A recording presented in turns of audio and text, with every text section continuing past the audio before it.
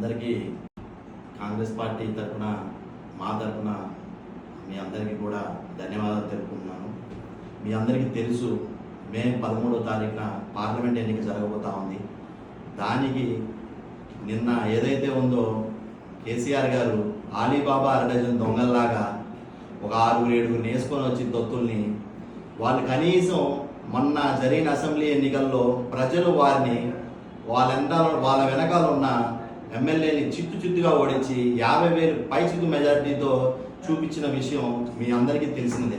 ప్రజలు ఏదైతే ఈరోజు ఖమ్మం జిల్లా కాంగ్రెస్ పార్టీ కార్యకర్తల్ని భయపెట్టాలనుకోవడం అది ఆయనకే వదిలేస్తున్నాం. అది ఈరోజు నుంచున్నట్టు మీరు ఇచ్చిన బీఫామ్ ఇచ్చినటువంటి అభ్యర్థి, బీఆర్ఎస్ అభ్యర్థి ఎవరైతే ఉన్నారో మీ నామా నాగేశ్వరరావు గారు నిన్న కొత్తగా అంటా ఉన్నారు. ఆయన మాకైతే నవ్వు వస్తూ ఉంది. ఈరోజు కొత్త మాట, నేను మీ బిడ్డ అంటున్నారు.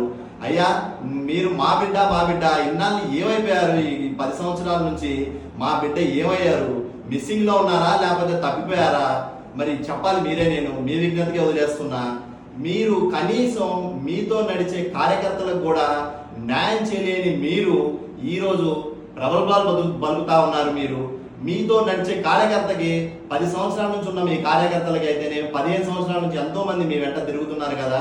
వారికి కనీసం ఏ పార్టీ న్యాయం చేశారో చెప్పాలని నేను ప్రశ్నిస్తా ఉన్నా మిమ్మల్ని. మీరు మీతో పాటు తిరిగే వాళ్ళని న్యాయం చేయలేని మీరు ఈ జిల్లాకి ఏం న్యాయం చేస్తారు, ఈ రాష్ట్రానికి ఏ విధంగా న్యాయం చేస్తారో చెప్పాలని కూడా నేను ఈ వేదికపై నుంచి మిమ్మల్ని అడుగుతా ఉన్నా. ఇంకొకటి, మీరు కొత్తగా కేసీఆర్ గారు నామా గారిని జాకీని పెట్టి లేపుతా ఉన్నారు. ఈరోజు ఆయన జాకీని కాదు, ఎంత పెట్టి లేపినా కానీ ఆయన లేచే పని లేదు. ఈరోజు ఆయన ఒక మన్ను తిన్న పాము లాంటి వాడు అని చెప్పేసి నేను ఈరోజు మీ వేదికపై నుంచి మేము చెప్తా ఉన్నా. ఈరోజు ఆయన కనీసం నుంచుంటే డిపాజిట్ కూడా కోల్పోయే పరిస్థితి ఉన్నది. ఆయన నుంచోవడం కూడా వేస్ట్ అని చెప్పేసి మా కాంగ్రెస్ పార్టీ తరఫు నుంచి మేము చెప్తా ఉన్నాం. ఆయన అంటే గెలవలేడు. మన బీఆర్ఎస్ చంద్రశేఖరరావు గారు చెప్తారు మన పెట్టాల ద్వారా, ఆయన నుంచుంటాడంట, గెలుస్తాడంట, కేంద్ర మంత్రి అవుతాడంట, రాష్ట్రంలో మన ఇండియాలోనే చక్రం తిప్పుతాడంట. ఇది ఏ విధంగా సాధ్యపడింది అయ్యా కేసీఆర్ గారు? మీరు చెప్పాలని చెప్తా ఉన్నా. మీరు హరిదాసులు పండగలకి హరిదాసులు వచ్చినట్టు గంగిరెద్దులు వేసుకొని కొత్త బిచ్చగాళ్ళు ఈరోజు ఎలక్షన్ స్టార్ట్ అవగానే మీరందరూ మా ఖమ్మం మీద పడిపోయి మీరు ఏదో చేసాము గతంలో. అయ్యా, 10 సంవత్సరాలు మీరే ఉన్నారు కదా అధికారంలో, మీరు ఏం చేశారని నేను ఈరోజు అడుగుతా ఉన్నా. మీరే అధికారంలో ఉండి మిమ్మల్ని మీరే ప్రశ్నించుకొని మాకు 150 మెడికల్ కాలేజీలు ఇచ్చారు, మాకు ఏమీ లేదంటారు నామా గారు. నవోదయ స్కూల్ ఒక్కడు కూడా ఇవ్వలేదంటారు. అయ్యా నామా గారు, సిగ్గుండాలని నేను చెప్తా ఉన్నా. మీరు ఉన్నారు కదా గతంలో, మీరు ఫైట్ చేశా అంటున్నారు కదా. ఈరోజు పార్లమెంట్లో ఎవరి మీద ఫైట్ చేశారయ్యా? మీ మీద, మా కార్యకర్తల మీద ఫైట్ చేసింది మీరు. నవోదయ స్కూల్ రాలేదన్నారు. ఈ 10 సంవత్సరాలు మీరు ఏం చేశారు? మెడికల్ కాలేజ్ ఇవ్వలేదంట. మీరు ఏం పీకారని అడుగుతున్నారు. ఈ 10 సంవత్సరాలు మీరు ఏం పొడిచారు? మీరు పొడవలేనిది ఇప్పుడు వచ్చి కొత్తగా మీరు ఏం పొడుస్తారని చెప్పి నేను అడుగుతా ఉన్నా. ఈరోజు మా రాహుల్ గాంధీ గారు ప్రధానమంత్రి అవ్వడం ఖాయం.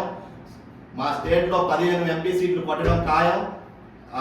మన ఇండియాలో ప్రధానమంత్రి రాహుల్ గాంధీ గారిని ప్రధానమంత్రిగా చూడటం కూడా ఖాయమని నేను ఈరోజు ఈ వేదిక పై నుంచి చెప్తా ఉన్నాను.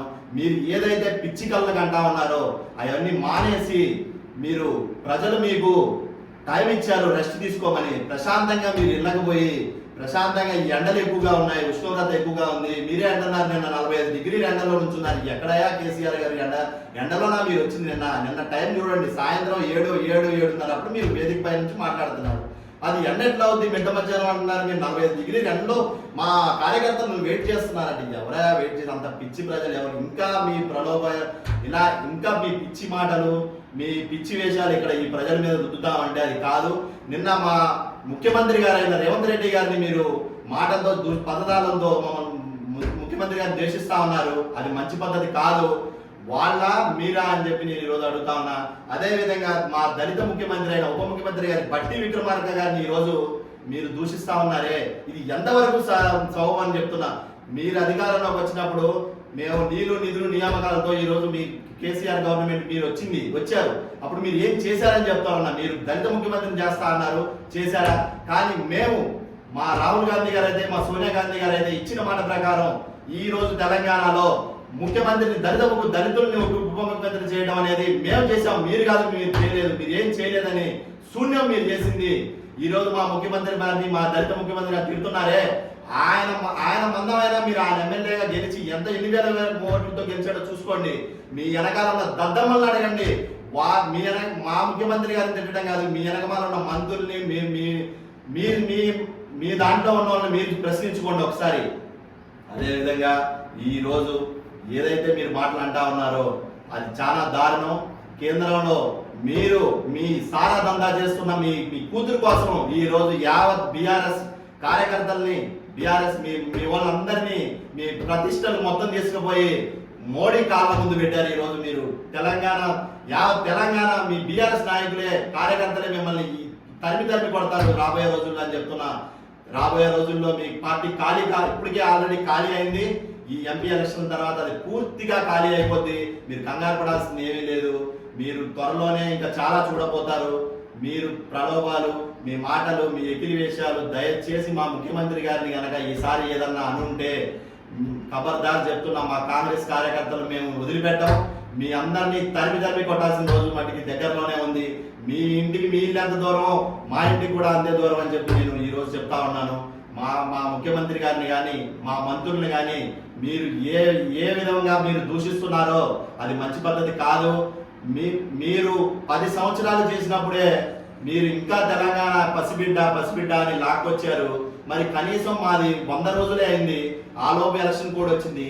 దాని తర్వాత మరి మేమేమనాలి? ఈ రోజు పసిబిడ్డ అనాలా? మేమేంటి మీతో పోల్చుకుంటే? మీకంటే చాలా బెటర్గా చేస్తా ఉన్నాం మేము. ఈరోజు మా ముఖ్యమంత్రి గారు చాలా ఓపికగా 24/7 ప్రజలకు, కార్యకర్తలకు, పేద బడుగు బలహీన వర్గాల అందరికీ అందుబాటులో ఉంటూ ప్రతిరోజు వాళ్ళతో మాట్లాడుతూ ఏ ఆపద ఉన్నా, ఎక్కడ ఏది జరిగినా కానీ ఆయన 24/7 ఆయన అందుబాటులో ఉంటున్నారు. మీలాగా మీ గడియ పాలనలాగా మీ గడియల బద్దలు కొట్టి ఈరోజు మా రేవంత్ రెడ్డి గారు సీఎం అయ్యారు. మీ గడియ పాలన కాదు. మిమ్మల్ని కలవాలంటే అట్లీస్ట్ ఆ రోజు ఒక టైం టైం కూడా లేదు. మా మంత్రులు కానీ, అప్పుడున్న మంత్రులు, ఎమ్మెల్యేలు మిమ్మల్ని కలవడానికి టైం ఇచ్చారా అని చెప్పి మిమ్మల్ని అడుగుతా ఉన్నా. కానీ ఈరోజు మా ముఖ్యమంత్రి గారు అలా కాదు. ఎనీ టైం ఎవరైనా కలవాలనుకున్నా, పేద విద్యార్థి కలవాలనుకున్నా కానీ కలిసే టైం ఇది. అలాంటి మా ముఖ్యమంత్రి గారు అంటే మా రేవంత్ రెడ్డి గారు. దట్ ఈస్ రేవంత్ రెడ్డి అన్న. మా రేవంత్ రెడ్డి అన్న కనుక ఏదన్నా అంటే మాత్రం మేము సహించబో. మా ఖమ్మం జిల్లా కాంగ్రెస్ పార్టీ తరఫు నుంచి మేము ఒక్కటే సవాల్ ఇస్తుంటా ఉన్నా. ఈ రోజు మీరు 12 గెలుస్తా అన్నారు కదా ఈ స్టేట్ లో, ఈ రాష్ట్రంలో 12 వద్దు. మీకు ఇది దమ్ము ధైర్యం ఉంటే ఒక్క ఎంపీ సీట్ గెలిపించుకోండి. కనీసం మీరు అన్నా ఉన్నారు కదా నామా గారు సెంట్రల్ లో చక్కెర దిగుతారని, ఏన్ని గెలిపించుకోండి చాలు. మీ ధైర్యం ఉంటే చూద్దామని చెప్పి నేను చెప్తా ఉన్నా. ఈ ఎంపీ ఎలక్షన్ తర్వాత మీ బీఆర్ఎస్ పార్టీ ఏదైతే ఉందో దీన్ని మన ఈ స్టేట్, ఈ ప్రజలు, ఈ జిల్లా వాసులు అందరూ కూడా దాన్ని 100 మీటర్లు పోయి తీసి ఈ బీఆర్ఎస్ పార్టీని బొందబెట్టడానికి కూడా సిద్ధంగా ఉన్నారని చెప్పి నేను చెప్తా ఉన్నా ఈ వేదిక పై నుంచి. జై కాంగ్రెస్, జై కాంగ్రెస్.